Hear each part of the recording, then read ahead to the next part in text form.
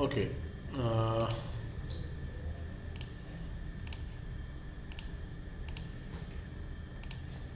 Right. आज हम discuss करते हैं जी फंक्शंस को। फंक्शंस, सो फंक्शंस के हवाले से एक तो हमारे पास स्टैंडर्ड सिंटैक्स है फंक्शन लिखने का, जो हम जिस तरह से फंक्शंस बनाते हैं ट्रेडिशनल प्रोग्रामिंग में। और दूसरा तरीका जो है वो जो एरो फंक्शंस का है, जिसके थ्रू हम बेसिकली एक शॉर्टर सिंटैक्स यूज़ करते हैं फंक्शंस का। ठीक है जी। सो स्टैंडर्ड सिंटैक्स जो है शुरू से जो जावास्क्रिप्ट का पार्ट है, इसको ऑटो सेव पे लगा देते हैं, बार बार सेव ना करना पड़े हमें। स्टैंडर्ड सिंटैक्स क्या है? फंक्शन का कीवर्ड लिखें, आप फंक्शन का नाम लिखें, उसके पैरामीटर्स पास करें और उसमें जो लॉजिक लिखनी है उसके लिए ब्लॉक बनाएं, कोड ब्लॉक। और यहाँ से जो आउटपुट आपने रिटर्न करनी है उससे पहले रिटर्न का कीवर्ड लिखें और ये calculation return. So this is what we call a standard syntax of writing a function. इसको बोलते हैं स्टैंडर्ड सिंटैक्स। जी जी, ओके जी, सॉरी। ये स्टैंडर्ड जो सिंटैक्स है बेटा, इसमें ये अक्सर जो आपने किसी भी प्रोग्रामिंग लैंग्वेज में अगर काम किया है तो उसमें आप इसी तरह का सिंटैक्स लिखते हैं। फंक्शन के लिए सी लैंग्वेज में तो हम लिख लेते हैं रिटर्न टाइप एक इंटीजर या क्या रिटर्न कर रहा है। तो जावास्क्रिप्ट में रिटर्न टाइप आप नहीं स्पेसिफाई करते, डेटा टाइप्स नहीं लिखते, ना ही रिटर्न में ना ही पैरामीटर्स के साथ। सो बाकी उसी तरह से है, फंक्शन का कोई ना कोई नाम होगा, पैरामीटर्स की लिस्ट होगी, जो चीज़ रिटर्न करनी है वो उसके शुरू में रिटर्न का कीवर्ड लिखा जाएगा। और इसको कॉल करने के लिए you can get its answer in some function. उसको कॉल करें, 10 20 लिखें, इस x की जगह आ गया जी आपके पास 10, y की जगह आ गया 20। सो 10 और 20 जो है वो इसकी जगह इनपुट आ गई और ये दोनों को प्लस करें, यहाँ 30 आ गया।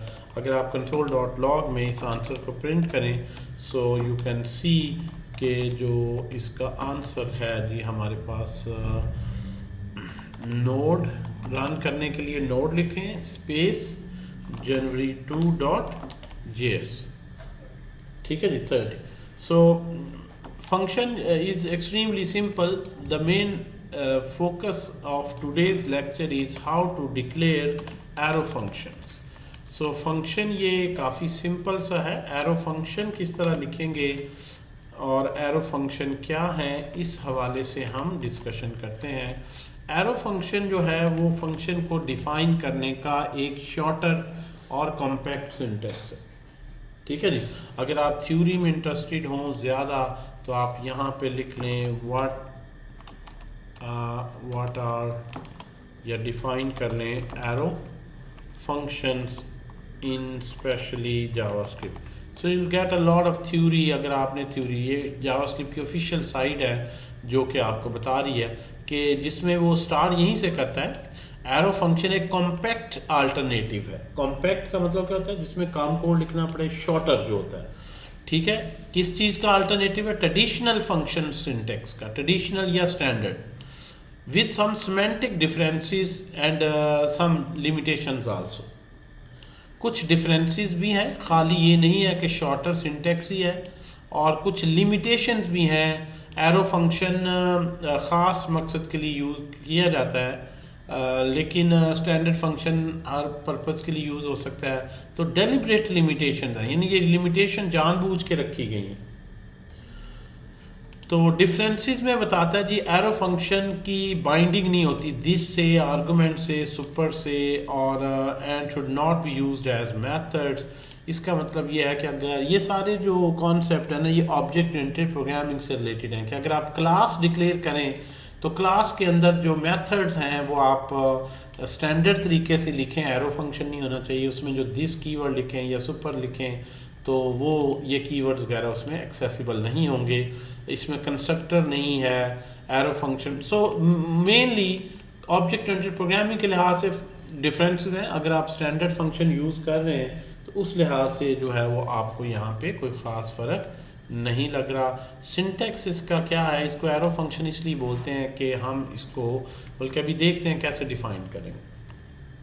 एरो फंक्शन को डिफाइन, यही फंक्शन अगर मैंने एरो फंक्शन की मदद से लिखना होता, एरो सिंटेक्स से लिखना होता, तो उसमें फंक्शन का कीवर्ड नहीं लिखते और फंक्शन का नाम भी नहीं होता। Arrow function are anonymous functions. Arrow function को डिक्लेयर करने के लिए आप फंक्शन का कीवर्ड नहीं लिखते जिस तरह यहाँ लिखा है, और फंक्शन जो एरो फंक्शन है they are nameless function, anonymous function इन्हें बोलते हैं, नाम नहीं होता इनका। सो ये जो पैरामीटर्स की लिस्ट है और ये इसकी जो बॉडी है, इसमें जो है वो दरमियान में सेपरेटर आप एरो लगाते हैं, ये इसी मुनासबत से एरो फंक्शन कहलाता है। ठीक है जी। So you use arrow after the parameters to declare कि इसके बाद ये जो ब्लॉक है ये इस फंक्शन की बॉडी है। बाकी उसी तरह इस फंक्शन को आप सेव करें, किसी कोई भी नाम दे दें। अच्छा, यहाँ पे अगर इसका नाम नहीं है तो ये कॉल कैसे होगा? जिस तरह यहाँ हमने देखा है कि फंक्शन कॉल हमेशा बाय नेम होता है, अगर इसका नाम नहीं होगा तो यकीनन आप इसको कॉल नहीं कर सकेंगे। आप सोच रहे होंगे, तो इस हवाले से जावास्क्रिप्ट ने एक रूल दिया है कि आप इस फंक्शन को कॉन्स्ट या लेट के थ्रू किसी वेरिएबल में सेव कर सकते हैं।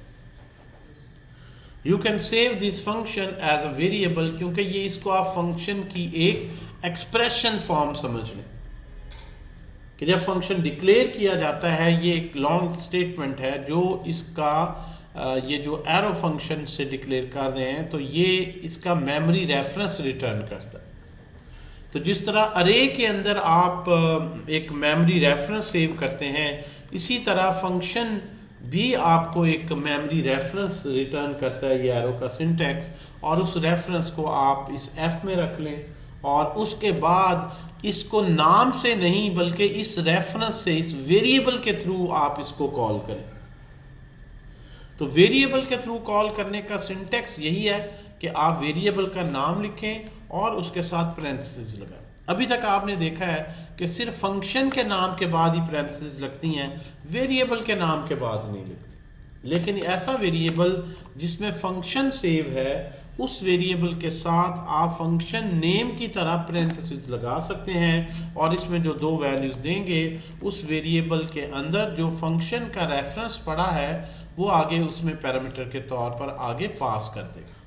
तो ये सिमिलर सी ही स्टोरी बन जाएगी कि आपने इस वेरिएबल के थ्रू, लेकिन क्योंकि ये वेरिएबल है तो इससे ये फ़ायदा है कि आप कोई और फंक्शन कॉल करें, इसको एज पैरामीटर पास कर सकते हैं, सॉरी कोई और जी फंक्शन कॉल करें और उसको ये एफ एज पैरामीटर पास कर दें।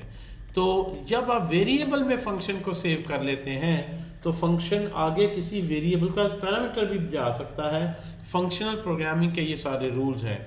इवन किसी फंक्शन से आप इस वेरिएबल को रिटर्न कर रहे हैं तो असल में आपने एक फंक्शन कॉल किया और उसने एक और फंक्शन रिटर्न कर दिया।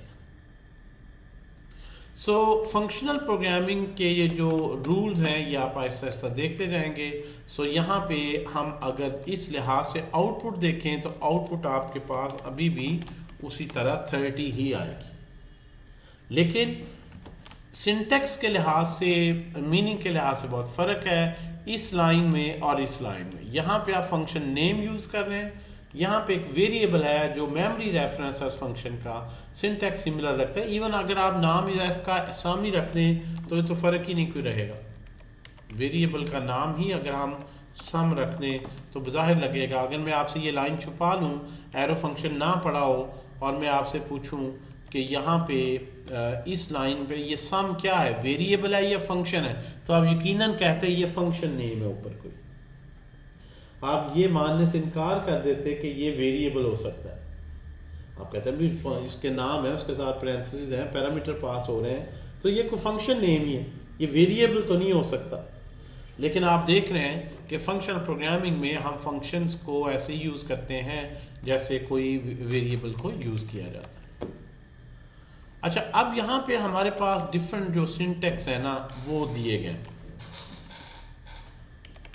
एरो फंक्शन के हवाले से यानी इसको कॉल करने के लिहाज से कोई फ़र्क नहीं, उसी तरह चाहे नाम हो या वेरिएबल हो, उसको आगे उसके आउटपुट को यूज़ करना, सिर्फ डिफ़ाइन करने में फ़र्क है। डिफ़ाइन करने में जो डिफरेंट वेज है वो क्या है हमारे पास, अगर हमने एरो फंक्शन को डिफ़ाइन करना है, what are different ways to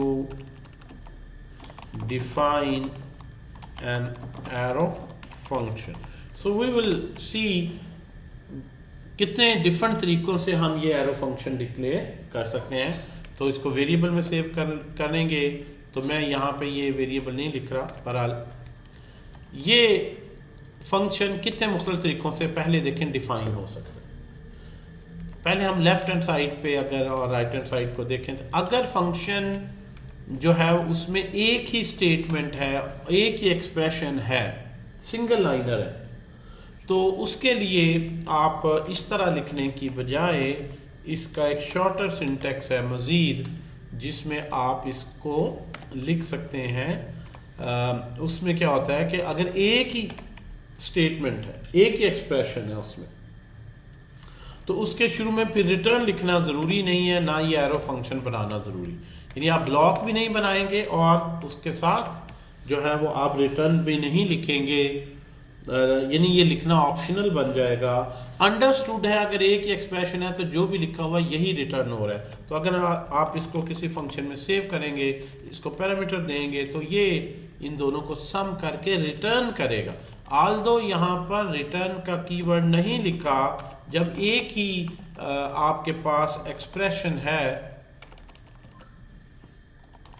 ठीक है जी, एक ही एक्सप्रेशन है, तो इसमें ये एरर भी दे रहा है। रिटर्न लिखने की ज़रूरत नहीं है, बल्कि लिखना एरर है। ऑब्वियसली अगर लिखना है तो फिर पूरा ब्लॉक बना के आपने लिखना है, खाली रिटर्न का कीवर्ड नहीं लिखना। तो जब ब्लॉक नहीं है तो फिर उसके बाद जो कुछ भी लिखा है अंडरस्टूड है, वो रिटर्न हो रहा है, रिटर्न का कीवर्ड नहीं। तो सिंगल लाइनर बड़ा सिंपल बन जाता है कि x, y goes to x plus y। तो ये एरो फंक्शन कहता है कि मैथमेटिकली जो एक्चुअल डिफरेंस है, जो डेफिनेशन है मैथ में फंक्शन की, उस पे जाए। डेफिनेशन क्या होती है मैथ की? मैथ से फंक्शन की कि it's a piece of code whose job is to convert this input into this output। तो आप सिर्फ इनपुट आउटपुट बताएं, ये लाज़मात बताने की ज़रूरत नहीं है कि ये फंक्शन का वर्ड लिखें शुरू में, उसका नाम भी रखें, कर्ली ब्रेसेस भी लगाएं, रिटर्न भी लिखें, ये इतना कुछ कंपाइलर को बताने की ज़रूरत नहीं है। आप just to the point, you just tell this is the input and this is output, तो and the job is done. लेकिन अगर एक से ज़्यादा स्टेटमेंट्स हैं तो फिर ब्लॉक बना लिया जाता है। ब्लॉक, अच्छा, ये फंक्शन जो है वो सिर्फ सिंगल लाइनर के लिए ठीक है। इसमें यहाँ पे और देखें, अजान जो है वो उसमें पूछ सकते हैं क्वेश्चन। तुम्हें सर जी बेटा। सर ये जो इधर आपने लिया है let F is equal to X पर वाई, सर इसमें एफ वेरिएबल है या फंक्शन है? अगर ये फंक्शन होता तो फिर लेट का कीवर्ड ना लिखा होता, फंक्शन का कीवर्ड लिखा होता। पहली बात ये है, लेट या कौन, यानी सर ये दो बातों से आपको पता चलना चाहिए। फंक्शन तभी बनेगा जब फंक्शन का कीवर्ड आएगा उसके शुरू में, अदरवाइज नहीं। यानी ये सर रेफरेंस वेरिएबल है, सर ये रेफरेंस है, वेरिएबल है ना, वेरिएबल चाहे वैल्यू हो या रेफरेंस हो, है तो वेरिएबल ही। आगे उसकी वैल्यू क्या है वो डिपेंड करता है। रेफरेंस भी वेरिएबल होता है, वैल्यू चाहे रखे या रेफरेंस रखे या फंक्शन रखे, सो अल्टीमेटली हर चीज़ है तो वेरिएबल ही ना, ठीक है जी। वेरिएबल में वैल्यू किस किस्म की है, ये वैल्यू इसमें स्टोर होगी या इसका रेफरेंस स्टोर होगा, ये सेपरेट एक स्टोरी आगे जो हम ऑलरेडी देख चुके हैं कि ये जो है वो फंक्शन की सूरत में वो उसका मेमोरी रेफरेंस सेव करता है। तो ये वेरिएबल है, ऑब्वियसली लेट लिखा है, और दूसरी बात मैंने इक्वल टू लिखा है, एक्सप्रेशन यूज़ किया है। अगर ये इक्वल टू हटाऊंगा तो फिर आप कह सकते हैं कि ये फंक्शन नेम लग रहा है। जब मैंने इक्वल टू लिख दिया तो इसका तो मतलब सीधी सीधी हो गई कि ये एक वेरिएबल है। राइट हैंड साइड पे यहाँ पे अब मैंने इसकी वैल्यू देनी, it can not be a function, तो वो वैल्यू जो है मैंने एक फंक्शन दे दी, एरो फंक्शन। अच्छा, ये सिंगल लाइनर में शॉर्ट सिंटेक्स, और ये बनाना कब ज़रूरी है? अगर आपने इस तरह की लॉजिक लिखनी है कि जिसमें आप ये फंक्शन ले रहे हैं और इसमें आप जो है वो चाहते हैं जो भी x आया पहले उस x में +10 हो जाए, y जो आया है इसमें जो है वो इसकी वैल्यू अपडेट होके 20 इसमें ऐड हो जाए या मल्टीप्लाई 2 से कर दें। उसके बाद आप इनको जमा करें, यानी एक की बजाय आप 3 स्टेटमेंट्स लिखना चाहते हैं, तो ऐसा मुमकिन नहीं है एरो फंक्शन। वो सिर्फ इसी को ही इसका पार्ट समझेगा, इसको वो अलहदा से ही समझेगा हमेशा। अगर आप इसको रन भी करें तो इसमें आप देखेंगे कि अगर मैं console.log में इंटरैक्ट f में 1 और 2 लिखूं तो x की जगह आ गया 1, y की जगह आ गया 2, तो x is equal to X plus 10 11 हो गया। तो f में क्या सेव हुआ 11। तो यहाँ से आप देखेंगे कि इसमें जो अच्छा जी क्या कह रहा है जी, y is not defined. Even यहाँ पे जब वो ख़त्म हो गया तो y तो इसको पैरामीटर था, इतना ही हिस्सा फंक्शन के साथ था। जब इस लाइन पे एक लिहाज से ये समझ रहा है ये अलग है, लाइन पे अलहदा है, तो यहाँ से वो कह रहा है कि ये x y क्या है, ये तो डिफाइंड ही नहीं है, y नाम का तो कोई वेरिएबल नहीं हो। कह रहे दोबारा यहाँ को लेट लिखो, किस तरह डिफाइन करो, डोंट थिंक कि ये वाला y आई, ठीक है। तो इस लिहाज से ये याद रखना है, अगर आपने एक से ज़्यादा स्टेटमेंट्स लिखनी हैं तो यहाँ पे एरो फिर ब्लॉक बनाएं। जब ब्लॉक बनाएंगे तो फिर कुछ भी अंडरस्टूड नहीं है रिटर्न होना। अब यहाँ से मुझे बताएं क्या रिटर्न होगा, x की जगह आ गया 1, y की जगह आ गया 2, तो x में क्या बन गया 11, y में ये बन गया 11, y में कितना बन गया 4, और यहाँ से क्या आउटपुट आई 15। तो यहाँ से क्या आउटपुट आएगी 15 आएगी कि नहीं आएगी बताएं। ये 1 प्लस 14 प्लस 11 हो गया ना, 11 प्लस 4 यार क्या हो गया, ठीक है जी। सर रिटर्न अभी कुछ करवाया ही नहीं। अब यहाँ से बिल्कुल बिल्कुल ये सही बात है जी जिन्होंने भी कही है कि हमने रिटर्न तो करवाया ही नहीं। क्यों नहीं करवाया, आप ये मत समझे कि आखिरी लाइन अंडरस्टूड है रिटर्न है, यहाँ भी रिटर्न नहीं करवाया था हमने। एरो फंक्शन है सर, नहीं एरो फंक्शन में कोई ऐसी बात नहीं है, सिर्फ एक अगर लाइन है तो उसमें आपको ब्लॉक नहीं बनाना और सार रिटर्न नहीं लिखना, वो ऑप्शनल है। अदरवाइज जब आपने ब्लॉक बना दिया तो कुछ भी जो है वो अंडरस्टूड नहीं है, फिर जिसको रिटर्न करना है उसके साथ रिटर्न लिखना पड़ेगा। तो फिर जो है वो आपके पास ये आएगा 15। Got the point. So arrow function ज्यादा इंटरेस्टिंग कब है, सिंगल लाइनर में। इसीलिए वो कह रहा था कि इसकी लिमिटेशंस हैं कि सिंगल लाइनर में ही ये शॉर्टर कॉम्पैक्टनेस रहती है। अगर सिंगल लाइनर नहीं है तो शॉर्ट सिंटेक्स तो ना हुआ, सारा कुछ ही लिखना पड़ रहा है आपको, ब्लॉक भी बनाना पड़ रहा है, रिटर्न भी लिखना पड़ता है। सो फंक्शन का कीवर्ड लिखने के बजाय लेट से वेरिएबल दे दी, फिर उसमें शॉर्टर सिंटेक्स वाली तो फैसिलिटी नहीं। अच्छा फंक्शंस जो है वो एक दो और ज़रा चीज़ें देख लेते हैं, फिर इसका यूजेज भी देखते हैं। हमारे पास हमने देखा जी एक सिंगल लाइनर है, और ये सिंटेक्स कब लिखना है जब मल्टी लाइनर फंक्शन है, मल्टी लाइनर यानी मल्टीपल स्टेटमेंट्स कहना चाहिए, ठीक है जी। लाइन का कॉन्सेप्ट तो वैसे ही मल्टी स्टेटमेंट, अदरवाइज तो आप जी वालेकुम सलाम। चलें जी यहाँ पे आते हैं जी, डिफरेंट वेज की हमने बात की, इसको ज़रा मैं वाइंड अप करते हुए चलता हूँ और क्विक जो है वो आपको बताता हूँ। एक हमने देखा कि थोड़ी सी डिस्कशन जो हमारी एक फंक्शन बनाने के लिए right the keyword function, function का नेम लिखें और इसके ब्लॉक से रिटर्न कर दें। अब मैं आपको 5 से 6 तरीके जो है कुछ हम डिस्कस कर चुके हैं। अच्छा जी, अगर सिंगल लाइनर बनाना है, अगर इसी को एरो फंक्शन के सिंटेक्स में लिखना है तो रिवाइज करते, क्या नाम है आपका?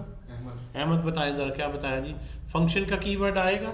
नहीं। बिल्कुल ये नाम भी नहीं आएगा, और ये जो एरो फंक्शन के सिंटेक्स में आप ब्लॉक भी नहीं बनाते, रिटर्न भी नहीं लिखते, तो रह क्या गया जी? सिर्फ ये आप एरो रह गया।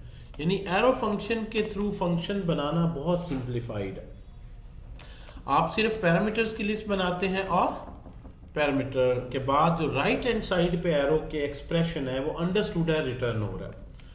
अगर एक ऐसा फंक्शन जो एक ही वैल्यू रिटर्न करता है, ठीक है, जिस तरह x प्लस 1 आपने जो भी इनपुट आया उसमें प्लस कर देना है, तो उसमें पैरामीटर एक ही होगा।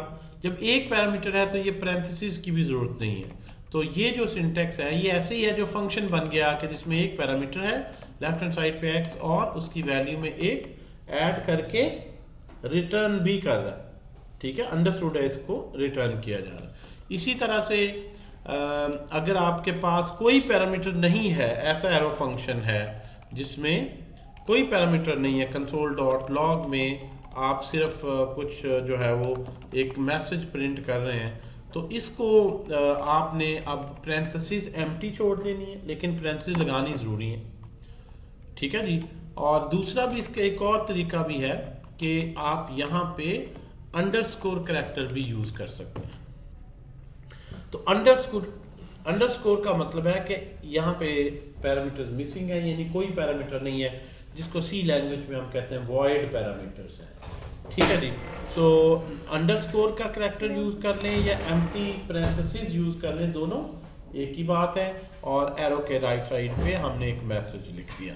ये लेफ्ट हैंड साइड पे आपके पास जो है वो डिफरेंट वेज है।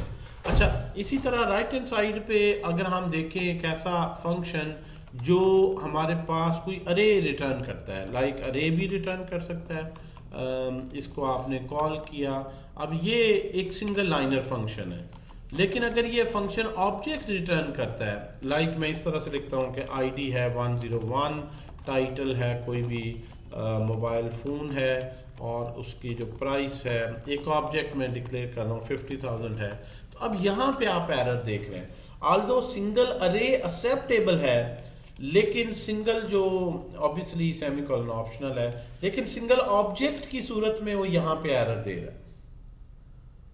क्या रीज़न हो सकती है? ये भी तो सिंगल लाइनर है ना, तो यहाँ पे ये रेड लाइन में एरर दे रहा है कि single object is not allowed where a single array is allowed, number expression everything is allowed. तो बेसिकली इशू ये है कि जब भी एरो के बाद ब्लॉक आता है ना, करली ब्रेसेस आती हैं, तो वो करली ब्रेसेस किस चीज़ की हैं?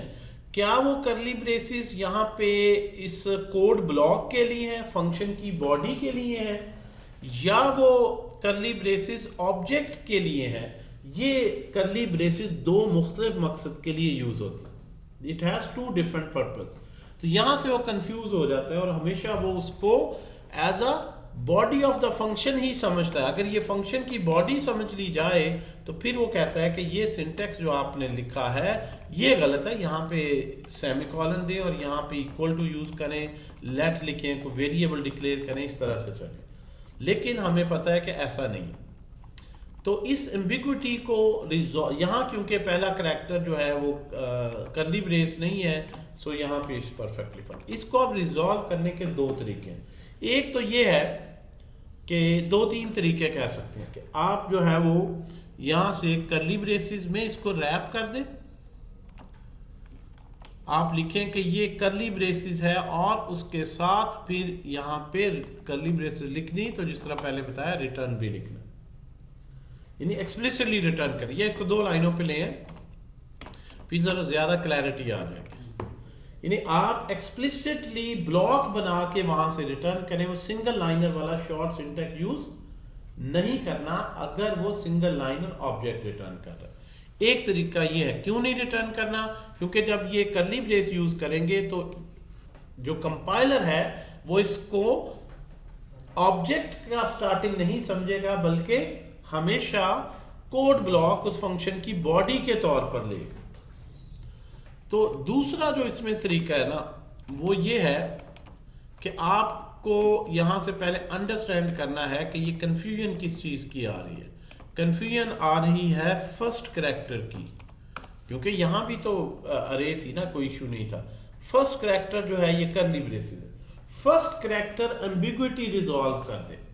फर्स्ट करैक्टर में जो वो डबल माइंड हो रहा है इसको किसी तरीके से बता दें, और उसके लिए अक्सर एक ट्रिक खेल सकते हैं आप कि आप इसको पैरेंथेसाइज कर दें, पैरेंथेसिस में लिख दें।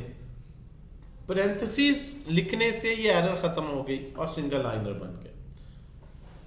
मुझे इस तरह ब्लॉक बना के रिटर्न नहीं लिखना, क्योंकि पैरेंथेसिस से उससे ये पता चला कि एरो के बाद फर्स्ट करैक्टर पैरेंथेसिस है, जिससे उसको ये पता चला कि ये कोई कोड ब्लॉक नहीं है, उसके अंदर आपने एक ऑब्जेक्ट दे दी। और पैरेंथेसिस तो वैसे भी जो है वो डजंट मेक एनी डिफरेंस कि आप इसमें अगर यहाँ पैरेंथेसिस लगा भी दे, पैरेंथेसिस तो यहाँ पे कोई जो है बेज़रर ही है, कोई उसमें नुकसान नहीं है। पैरेंथेसिस स्कोप वगैरह बढ़ाने के लिए होती हैं, तो इस तरह से आप इसमें पैरेंथेसिस लगा सकते हैं। ठीक है जी, तो ये डिफरेंट वेज हैं। अच्छा, इनके थ्रू आप बहुत से काम हैं जो रिएक्ट में ख़ास तौर पर जो है हम करेंगे, जिस तरह से हम लूप जी बेटा। सर ये जो अरे है इसके अंदर हम ऑब्जेक्ट लिख सकते हैं? जी जी जी बिल्कुल, अरे ऑफ ऑब्जेक्ट्स तो बड़ा एक कॉमन सा सिनेरियो है।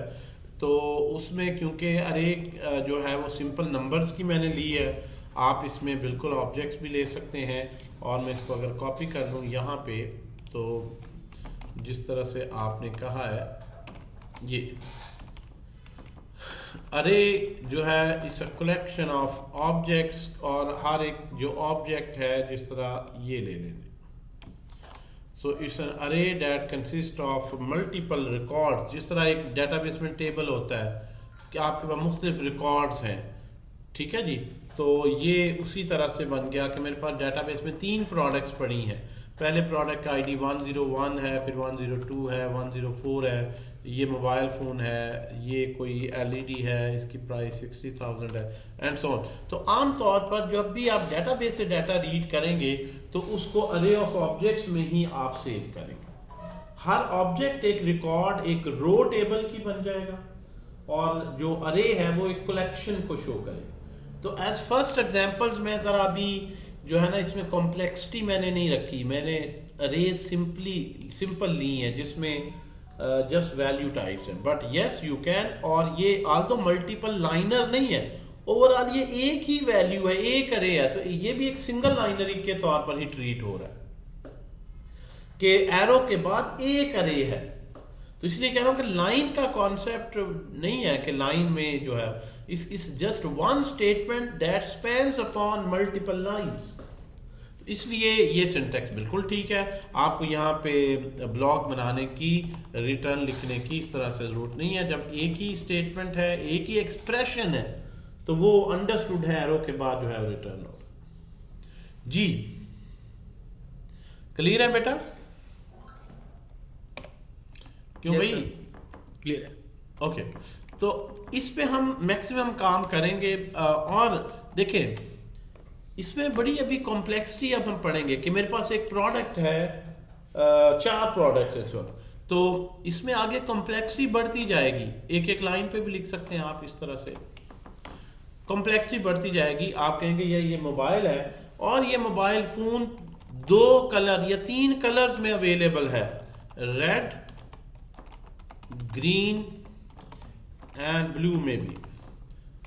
तो आपने एक अरे ली, अरे के अंदर आपके पास 4 आइटम्स हैं, और हर आइटम जो है उसकी बेसिक एट्रीब्यूट्स भी हैं, कलर्स भी हैं। अब कलर्स को मजीद कॉम्प्लेक्स कर सकता है एक ब्रांड, वो कहे नहीं यार हमारी प्राइस एक नहीं है, कलर वाइज वेरी करती। जिस तरह गारमेंट्स के स्टोर में जाए, वही कपड़ा है, वही फैब्रिक है, वही ब्रांड है, small, medium, XL, double XL. Double XL में उनका ज्यादा कपड़ा लग रहा है, उसकी ज्यादा कॉस्ट है, तो यूजर जो साइज सेलेक्ट करेगा उसके मुताबिक ही प्राइस हो। तो कलर की वेरिएशंस देना, साइज की वेरिएशंस देना, ठीक है, उसके लिहाज से कुछ एट्रीब्यूट्स वेरी कर सकती हैं। फिर उनका कॉम्बिनेशन है कि ये साइज ये कलर्स अवेलेबल है और इस साइज में ये कलर अवेलेबल है।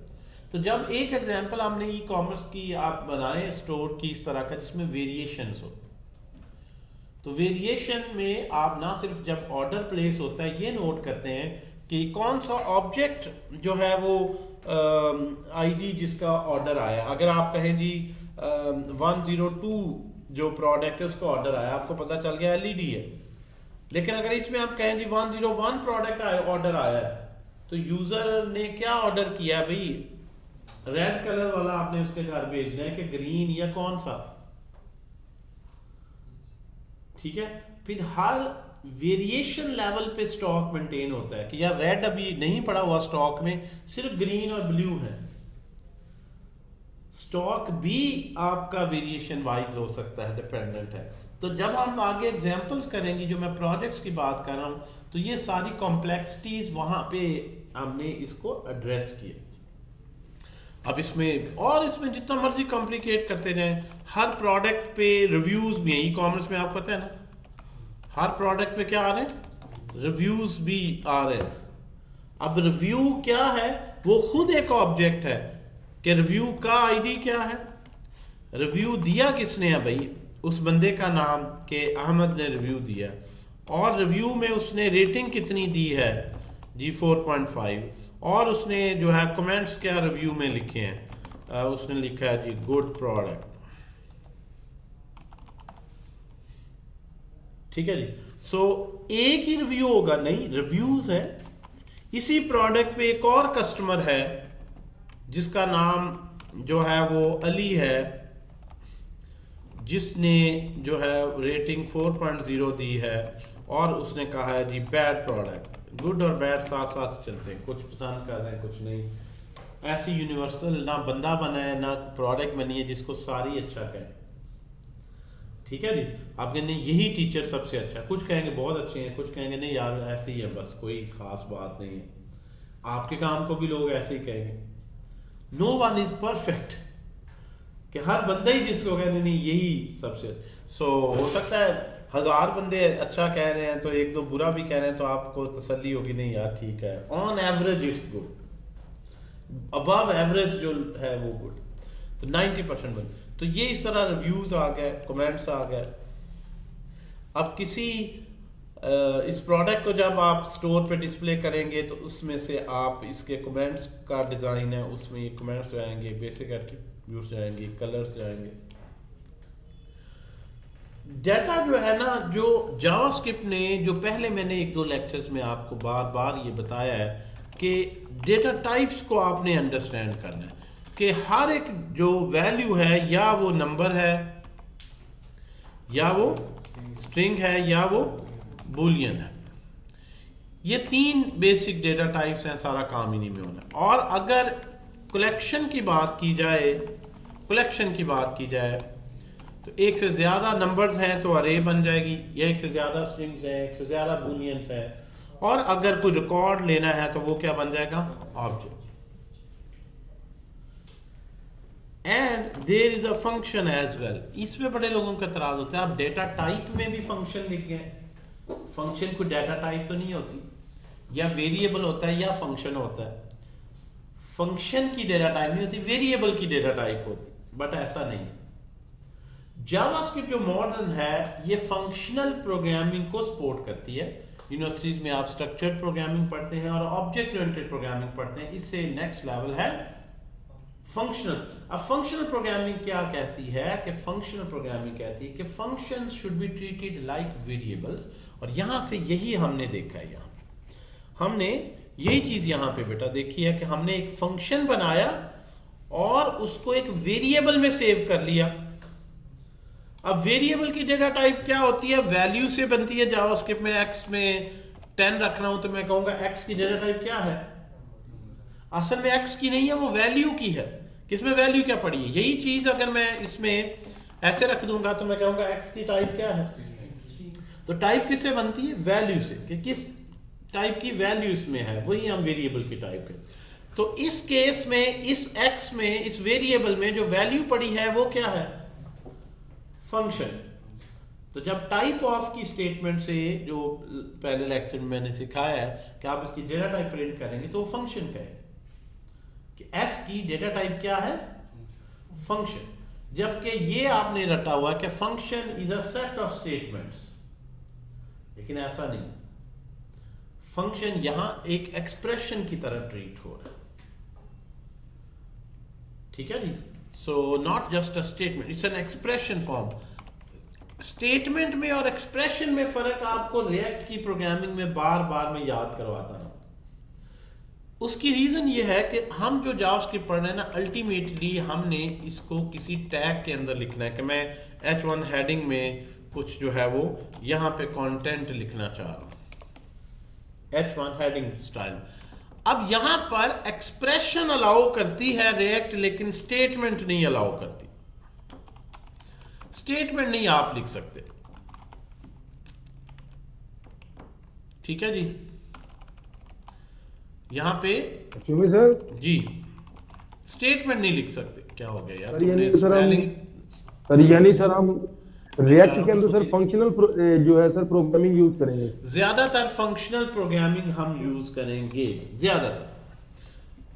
रिएक्ट में, नोड में, रिएक्ट, एंगुलर, व्यू, जितने भी मॉडर्न प्रोग्रामिंग के पैराडाइम्स हैं, इनमें फंक्शनल प्रोग्रामिंग बहुत यूज होती है। आप देखेंगे अभी मैं आपको प्रोजेक्ट दिखाऊं इंटरनेशनल क्लाइंट्स के, तो 10-10 नहीं 20-20 30-30 हज़ार लाइंस ऑफ कोड है, और कहीं भी मैंने for loop, while, do while loop नहीं यूज की। और यही 3 लूप्स जावास्क्रिप्ट में भी हैं, यही सी में भी है। उन लूप की स्टेटमेंट्स की जगह फॉर स्टेटमेंट है, वाइल स्टेटमेंट है, फॉर लूप की जगह फॉर का एक्सप्रेशन सिंटेक्स क्या हो सकता है वो देखना है। इसकी एग्जांपल क्या है, मैं लिखता हूं यूएल का टैग, इसके अंदर एलआई का टैग है, जिसमें जो है वो कुछ मैंने यहाँ पे पहली आइटम्स लिखी हैं। अब मैं यहाँ पे जो है वो इस तरह से लिख रहा हूँ। अब ये जो मेरे पास यूएल के अंदर एलआई के टैग्स हैं, सीधी सी नजर आ रही है, एक जैसा स्ट्रक्चर है, इन पे लूप लगा सकता हूँ कि जितनी डाटाबेस में आइटम्स हैं उतने ही एलआई के टैग्स बने। तो इसको लूप के थ्रू मैं यूएल के अंदर यहाँ फॉर स्टेटमेंट से नहीं जनरेट कराऊंगा, तो यहाँ पे फिर स्टेटमेंट नहीं अलाउ, टैग के अंदर एक्सप्रेशन लाओ। तो अभी हम देखने लगे हैं कि ये जो लूप्स वगैरह हैं, इनको एक्सप्रेशन इनका कैसे लिखा जा सकता है, या इनका फंक्शन कैसे लिखा जा सकता है। फंक्शन कॉल भी एक सॉर्ट ऑफ जो कुछ रिटर्न कर रही है वो भी एक एक्सप्रेशन ही है ना। जिस तरह से अगर मैं यहाँ पे लिखूँ ये, जिस तरह से मैंने ये इसको देखें, तो ये भी एक एक्सप्रेशन ही है कि ये सम आ रहा है, यहाँ से सम क्या आएगा मुझे बताएं। तो मैं ये एक्सप्रेशन ही मैं लिख सकता हूँ मल्टीप्लाइड बाय 2, कि जो वहां से रिटर्न हो रहा है 2 से मल्टीप्लाई करके सेव करो। तो फंक्शन कॉल भी तो एक एक्सप्रेशन ही है कि उसकी रिटर्न टाइप वो इवेल्युएट होता है, उसकी वैल्यू से रिप्लेस हो जाएगा जो रिटर्न हो। तो इधर you can use a function that return something but not a statement. तो लास्ट टाइम हमने इफ के बारे में पढ़ा था कि इफ एक्सप्रेशन के इक्वलेंट, यानी जो लास्ट लेक्चर में हमने इंपॉर्टेंट चीज पढ़ी, पहले हमने लूप को एक्सप्रेशन में कन्वर्ट किया, लूप को सॉरी इफ स्टेटमेंट को किया। इफ स्टेटमेंट में हमने देखा था कि अगर हम यहाँ पे लिख लें कोई 2 नंबर्स में मैक्सिमम फाइंड करना है, तो अगर हम नंबर्स को ले लें, इफ यहाँ पे let x is equal to 10 and y is equal to 20, अगर इनका मैक्सिमम जो नंबर है, if x is greater than y, तो मैक्स में असाइन करवा दें x, और अदरवाइज मैक्स में असाइन करवा दें y, and finally console dot log पे जो मैक्स की वैल्यू बनती है वो प्रिंट करवा दें। अब इसको अगर हम रन करें कंसोल पर, नोड और इस फाइल का नाम, सो मैक्सिमम क्या आ रहा है 20, अगर ये 100 हो जाएगा तो मैक्सिमम क्या आएगा 100। अच्छा, अब ये इफ स्टेटमेंट है, इसलिए याद भी होते। आप ये नहीं कर सकते कि मैक्स इक्वल टू कर दें इसके, statement does not return you anything. Statement को हम कहते हैं कि जस्ट इसका मकसद जो भी इंस्ट्रक्शंस दी हैं उनको एग्जीक्यूट करना है, कि अगर ये ये कोई एक्सप्रेशन नहीं है, इफ स्टेटमेंट है जो सिर्फ कंट्रोल करती है कि ये कंडीशन ट्रू होगी तो ये इंस्ट्रक्शन एग्जीक्यूट हो, फिर आगे चलता जाए, अदरवाइज इसे स्किप कर दो, ये एग्जीक्यूट हो, आगे चलता रहे। It is not something that will evaluate and return me some answer. तो मैं इस तरह इसको किसी वेरिएबल में नहीं सेव कर सकता कि मैं कहूँगी जी यहाँ पे मैंने एक वेरिएबल लिया और v और उसके अंदर मैंने स्टेटमेंट सेव कर दी। एक्चुअली सर, जी बेटा। सर वैसे कभी सर आने वाले वक्त में सर कभी ऐसी सर जो है सर सिंटेक्स सर बन सकता है जिसमें सर स्टेटमेंट को सर हम एक्सप्रेशन बना लें सर किसी वेरिएबल के अंदर? देखें बेटा, ये कोई लिमिटेशन नहीं है, बन तो अभी भी सकता है और कंपाइलर इस तरह से भी अलाउ कर सकता है, लेकिन ये एक बेतुकी चीज़ होगी, एक यूजलेस चीज़ होगी, does not make any sense. Mathematically एक चीज़ जो इवेल्युएट नहीं हो रही, क्योंकि आप देखें वेरिएबल का मकसद क्या है कि वो उसको जो आंसर प्रोड्यूस हो रहा है वो सेव करे। आप स्टेटमेंट को ही एक्सप्रेशन फॉर्मेट में अगर डिजाइन कर लें प्रोग्रामिंग लैंग्वेज में कि ये अगर ट्रू है तो इसको इवेल्युएट करे और साथ रिटर्न भी कर दे, तो लेकिन वो चीजों की सेंस नहीं है, इसीलिए उनको जानबूझ के नहीं रखा गया। ऐसा नहीं है कि ये कोई लैंग्वेज में वीकनेस है या लैंग्वेज डिजाइन के पीछे कोई ना कोई सेंस तो है ना। एक बंदा जो ये प्रोग्रामिंग लैंग्वेज डिजाइन कर रहा है वो यही चीज़ों को सोच रहा है। ये लैंग्वेजेस कोई ऐसी नहीं है कि कोई ऊपर से नाजल हुई हैं जी ऐसे ही हैं। ये तो मेरी तरह आपकी तरह जो बंदा जिसने कंप्यूटर का काम सीखा, इस मशीन को कैसे जो है मैथमेटिकली ट्रेन किया जाए, करेक्ट इंस्ट्रक्शंस दी जाए, उसमें उसने रूल्स बनाए ना। तो ये उसके जहन में था कि स्टेटमेंट मैथमेटिकली क्या होगी, एक्सप्रेशन क्या होगा। कंप्यूटर की लैंग्वेजेस ना बहुत ज़्यादा मैथमेटिकल हैं, यानी ह्यूमन लैंग्वेजेस। वन लाइन जी वन लाइन जो है कंडीशन के साथ भी हम कर सकते हैं ना, मैक्स को हम लेट करवा लें। जी जी जी जी बिल्कुल उसका उसी भी तो पे, हो जाए। जी जी बिल्कुल बिल्कुल उसी पे मैं आने लगा हूँ। तो इसलिए लैंग्वेज का जो डिज़ाइनर है उसने इसका अल्टरनेट दिया। उसने कहा ओके, अगर आपको स्टेटमेंट नहीं चाहिए तो आप एक्सप्रेशन यूज कर लो, और इफ एक्सप्रेशन जिसको टर्नरी ऑपरेटर कहते हैं वो उसने दिया कि if X is greater than Y question mark X otherwise Y. तो ये उसने उसका अल्टरनेट दे दी, जो सी लैंग्वेज में भी टर्नरी ऑपरेटर, कि अगर इसमें इफ नहीं लिखते इसकी तरह, अगर x ग्रेटर देन y है तो क्वेश्चन मार्क के बाद जो है ये रिटर्न होगा, इवेल्युएट होगा, तो मैक्स में x सेव हो जाएगा। कॉलन का मतलब एल्स पार्ट, अदरवाइज y इसमें आ जाएगा। तो लूप में अच्छा इफ स्टेटमेंट में तो ये है कॉमन, 100 आ गया, अगर इसको 200 कर दें तो यहाँ से ये कंडीशन फॉल्स होगी तो एल्स पार्ट 200 इसमें सेव हो जाएगा।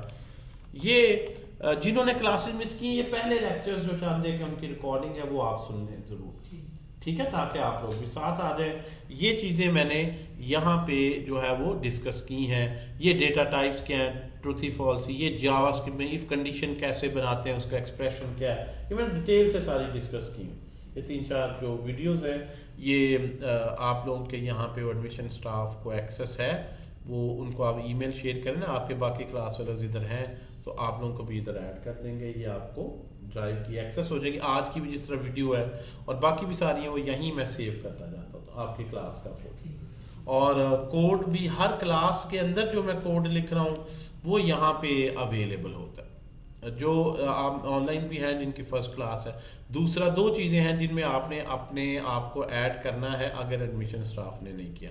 ये क्लास और हर कोड क्लास के अंदर हर एक वीडियो के अंदर जो मैं कोड कर रहा हूँ, जिस तरह ये है सारा, ये मैं फिर गूगल क्लासरूम में पोस्ट कर देता हूँ। ये स्टेटमेंट का जिस तरह है ये सारा कोड यहाँ लिखा हुआ, ये सारी डिस्कशन वीडियो में किसी को भी देखेंगे तो वहाँ पे आपको डिस्कशन और यहाँ से कोड मिल जाए। हर चीज़ प्रॉपर डेट वाइज ऑर्गेनाइज है, आपको कोई इशू नहीं होगा। और ये हम वैसे सर इसमें जी सर इसमें हमें जो असाइनमेंट मिलती है ना, उसका आसान हल है कि हमें जो है क्लासरूम के अंदर ये असाइनमेंट मिल जाए और सबमिट भी वहीं कर दें। ऐसे ही मैंने यही उन्हें कहा है कि व्हाट्सएप पे नहीं, आप गूगल क्लासरूम में ही नेक्स्ट असाइनमेंट क्रिएट किया करेंगे ताकि जो है वो आप लोगों को मिल जाए, यानी इजी भी रहेगा और वो मज़ीद आपके पास भी एक्सेसिबल रहेगा। बिल्कुल ऐसे ही होगा नेक्स्ट टाइम से। अच्छा जी, यहाँ पे आते हैं। अच्छा, ये जिस तरह से हमारे पास इफ स्टेटमेंट है और उसका स्टेटमेंट फॉर्म है तो ये लॉन्ग फॉर्म यूज़ कर लें, एक्सप्रेशन फॉर्म है तो यही सिंगल लाइनर बन गया। क्या इसी तरह लूप का भी कोई तरीका है कि लूप पे भी अगर हम ये देखें तो लूप पे की अगर हम बात करें तो 3 तरह की लूप सी लैंग्वेज से ही सिंटेक्स लिया गया जावास्क्रिप्ट का। वही 3 लूप्स हैं, फॉर, व्हाइल, डू व्हाइल। वही रूल हैं इफ में, फॉर में अगर बॉडी उसके ब्लॉक में एक स्टेटमेंट है तो ब्लॉक बनाना ज़रूरी नहीं है, एक से ज़्यादा है तो ब्लॉक बनाया, फलां फलां फलां, बिल्कुल वो सेम है। लेकिन बहुत कम वो जो है यूज़ होते हैं। उसके अल्टरनेट क्या है उस पर हम देखते हैं।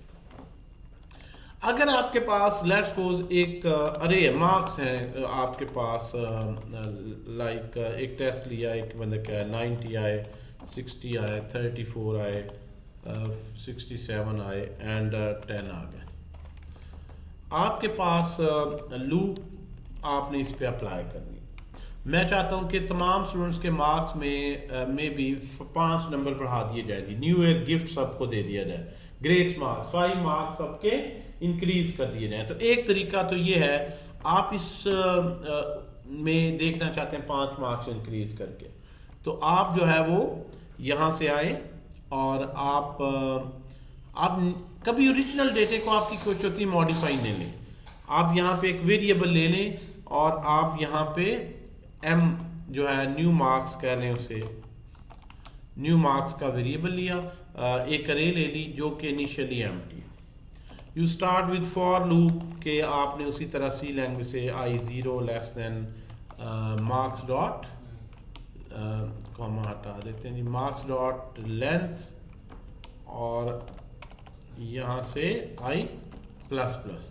अब आपने ये जो न्यू मार्क्स की अरे है इसमें ith लोकेशन पर मार्क्स में से ith लोकेशन से वैल्यू ली और उसमें 5 ऐड कर दी। Once you are out of this loop and if you console.log new marks, तो और दोनों को मार्क्स ओरिजिनल को भी अगर आप प्रिंट करवाएं जस्ट टू वेरीफाई कि वो चेंज नहीं हुए, ठीक है जी। हम एक सेपरेटली लेना चाह रहे हैं, तो ये आपके पास आ गए ओरिजिनल मार्क्स जो यहाँ से आ रहे हैं, और हर एक में आपने जहाँ 90 थे 95 हो गया, 60 थे तो ith लोकेशन से मार्क्स लिए, 5 ऐड किया और पहली दफ़ा 0 है वही 0 इंडेक्स पर रखवा दिए। फिर 1 हुआ, 1 इंडेक्स से लिए, 5 ऐड किया, 1 इंडेक्स पर रखवाते। जिस ith इंडेक्स से मार्क्स लिए उसी ith इंडेक्स पे आप मार्क्स को रखवाते गए और ये जो एम्प्टी अरे है इसमें फिल करते गए। अब C++ में क्या होता है, अरे का साइज फिक्स होता है, एक दफ़ा जो डिक्लेयर कर ली, लेकिन जावास्क्रिप्ट में डायनामिक अरेज है। आप एम्प्टी अरे से लें और एक एक करके इंडेक्स में रखते जाएं, ये खुद ही ग्रो करती जाएगी। इसलिए जावास्क्रिप्ट में लिंक लिस्ट नहीं दी डेटा स्ट्रक्चर, ये अरे ही डायनामिक है। आप जैसे जैसे इसके इंडेक्स में ऐड करते जाएं खुद ही ये ग्रो करती जाएगी लिंक लिस्ट की, यानी अरे 2 in 1 है, लिंक लिस्ट का भी काम देती है। सो अब ये इतना लेंथी आपने एक सिंटेक्स लिखा जो मॉडर्न जावास्क्रिप्ट ने उसने आपकी लाइफ बड़ी आसान बना दी। अब वो ये सारा काम सिंगल लाइनर में कर देगी, सारा काम, और वो ज्यादा आसानी से समझ आएगा। अक्सर आप देखेंगे कि जो काम आप C++ में 10-12 लाइनों में लिखते हैं वो एक एक लाइन में लॉजिक आप बन जाएगी अगर मॉडर्न जावास्क्रिप्ट को यूज करें। अगर इसी तरह जावास्क्रिप्ट भी सी की तरह ही स्टैंडर्ड सिंटैक्स पे चलेंगे फिर नहीं, जिसको ES6 कहा जाता है। अब कैसे, इस पे हम नेक्स्ट टाइम डिटेल से बात करेंगे, अभी मैं बेसिक आपको जरा बता देता हूँ। एक ही लाइन पे वैसे ये कैसे हो सकता है कि एक ही लाइन पे जो है वो अरे भी बन जाए, एक ही लाइन पे लूप भी बन जाए, लूप से 1v1 वैल्यू आए और उसमें 5 ऐड भी हो जाए और न्यू अरे में असाइन भी हो जाए और फिर प्रिंट भी हो जाए। How is it possible? Everything at one line, in one line, one statement, एक ही स्टेटमेंट एक ही लाइन। तो पहले जरा आसान सा इसको करते हैं, चाहे ज्यादा भी स्टेटमेंट लिखें फिर इसको कंपेयर करें। ये आ गया जी आपके पास, मैं ये new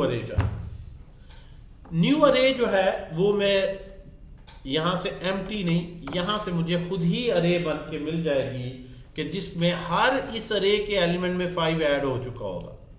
the magic will be है, I will write this array marks dot map, it's a function known as map. का फंक्शन क्या करता है, आपको इस ये अरे का फंक्शन है, मार्क्स एक अरे के साथ ही कॉल करना है आपने।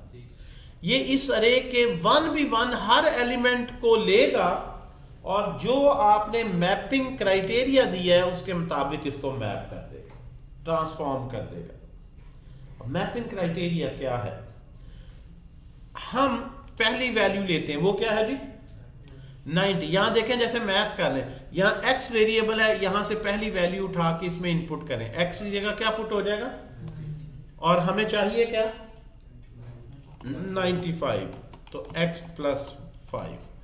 तो कहता है जी मुझे एरो फंक्शन में बताओ कि लेफ्ट हैंड साइड पे मैं खुद ये मैप इस मार्क्स में से 1v1 वैल्यू यहां पुट करता जाऊंगा, उसके साथ करना क्या आप मुझे बता दो आगे। हमने कहा प्लस 5 करना, उसने खुद ही लूप लगाई, कहां से शुरू हुआ 0 से, पहले इंडेक्स से, इंडेक्स की हम बात ही नहीं कर रहे, डायरेक्ट वैल्यू यहां से पहले 90 आ गई, फिर यहां से 60 लिया, 60 आ गई, और जो आपने फॉर्मूला दिया उसके मुताबिक ट्रांसफॉर्म होके वो अपने पास उसने सारी जब अरे मैप हो गई तो उसने कहा ये लो न्यू अरे है। अब अगर आप इसको आउटपुट करें console.log में न्यू मार्क्स को, तो आप देखेंगे कि इसी तरह से ये आपके पास एनहांस हो गया। जो 90 था जब वो यहां पे इनपुट हुआ तो 95 आउटपुट आई, 60 रखें तो 65, 34 तो 39 and so every value is mapped, every x is mapped onto x plus 1 where x represents a value from this marks array 1 by 1 at a time। अब इस सिंटेक्स को कंपेयर करें जरा इसके साथ, मार्क्स में से वैल्यूज लो और सबको इस पे ये फार्मूला लगा दो x प्लस 1, ठीक है जी। कितनी लाइनें बनी सर इसमें क्वेश्चन मेरा जी, सर क्वेश्चन है मेरा। एक सेकंड सिर्फ, ओरिजिनल जो है अभी भी ओरिजिनल मार्क्स प्रिंट करें, उसने उसको नहीं छेड़ा, जिसको मैप कर रहा था उसको नहीं छेड़ा जिस तरह पहले था। ओरिजिनल अपनी जगह ही है, ओरिजिनल उधर ही है, ठीक है। तो वो मैंने आपको बताया। अच्छा एक सेकंड सिर्फ ठहरने, फिर मैं आपका क्वेश्चन लेता हूं। अब मैंने कहा था जी एक ही लाइन पे हो जाएगा ये सारा कुछ, इसको हमने ये क्वेश्चन दिया था, ये जो स्टेटमेंट्स है ना सारी एक ही लाइन पे हो जाएंगे, ये हमने कंपैरिजन के लिए लिखा था। ये 5 स्टेटमेंट्स जो हैं एक ही स्टेटमेंट में हो जाएंगे, कैसे पॉसिबल है? अभी मैंने कितनी स्टेटमेंट्स लिखी हैं इनके करस्पॉन्डिंग, 3। चलें जी 1v1 काम करते हैं, ये दोनों तो इजीली हो जाएंगी। किसकी जो आउटपुट आ रही है मैं मार्क्स में रख रहा हूँ, न्यू मार्क्स में, फिर इसको प्रिंट कर रहा हूँ, तो why don't I pick this one, इसको करूँ कट और मैं यहां पे ही लिख दूं। अब मुझे इसकी जरूरत नहीं इस variable. Marks dot map is not a statement, it's an expression, it's a form of function called that returns you the mapped array, the modified array, और वो कंसोल को मिल जाता है। लें जी 5 से कितनी स्टेटमेंट्स बन गई, 2। एक कैसे बनेगी? ये तो ओरिजिनल पे कर रहा है ना। ओरिजिनल पे क्यों कर रहा है बेटा? मार्क्स को उठा देंगे ओरिजिनल नहीं मॉडिफाई हुई, यहां से जो सर, रिटर्न मार्क्स को हुई उठा है, के रेट उठा देंगे। जो रिटर्न हुई है वही प्रिंट कर। सर ये न्यू वैल्यू कैन स्टोर वो सेव कहाँ पे? वो कहाँ पे स्टोर हो रही है? यस, ये सवाल आपने पहले क्यों नहीं मेरे से पूछा कि वो कहाँ स्टोर हो रही है? ऐसे थोड़ी होता है कि 90 लिया, 95 लिया और x में सेव कर दिया, फिर 60 लिया, ऐसे तो नहीं होता। एक फंक्शन तो एक ही दफ़ा रिटर्न होगा, ये 5 दफ़ा तो रिटर्न पहले भी नहीं हुआ, तो वो कहाँ सेव कर रहा है? ये लॉजिक है जो मैप में लगी हुई। मैप अपने पास इंटरनली एक अरे मेंटेन करता है और उस अपने पास इंटरनली सेव करता जाता है, जब पूरी अरे पे अप्लाई हो जाता है तो वंस फिर एक दफा रिटर्न कर मैप अरे। तो इसी तरह से जब हमने इसको इस तरह से लिखा जब हमने इसको कट किया तो वो जो रिटर्न कर रहा है एक ही दफ़ा जो उसने रिटर्न करनी है, वो हमने सीधी कंसोल डॉट लॉग को कहा इसकी रिटर्न टाइप प्रिंट कर। एक फंक्शन की तो एक ही रिटर्न टाइप होनी है ना, 5 वैल्यूज को 5 रिटर्न टाइप नहीं, तो डेट्स वाई उसने रिटर्न। अब इन दो में हम किस पे ये लगा रहे हैं जी, मार्क्स पे, तो क्यों ना मैं ये अरे उठाऊं, क्यों ना ये मैं अरे यहां से पिक करूं, मार्क्स की जगह एग्जैक्टली कट और मार्क्स की जगह रख दो हियर।